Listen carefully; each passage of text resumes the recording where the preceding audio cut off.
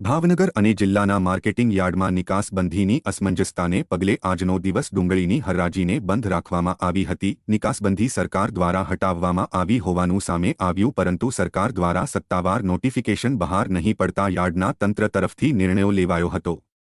Bhavnagar marketing યાર્ડમાં સંપૂર્ણપણે ડુંગળીની હરાજી બંધ રાખવામાં આવી હતી। જો કે ગઈકાલે 1,10,000 જેટલી ગુણીની આવક માર્કેટિંગ યાર્ડમાં થઈ હતી અને વ્યાપારીઓએ નિકાસબંધી હટી હોવાના મળેલા સમાચારને પગલે ઊંચા ભાવે ખરીદી પણ કરી હતી।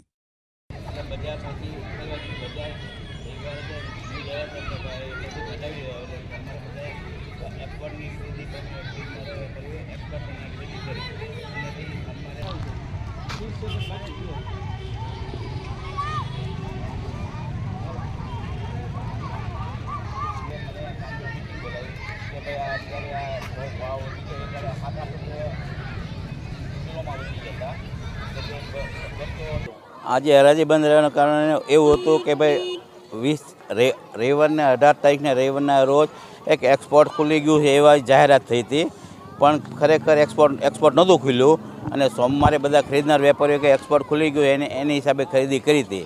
એટલે બજાર ભાવમાં બહુ ઉછાળો આવ્યો હતો।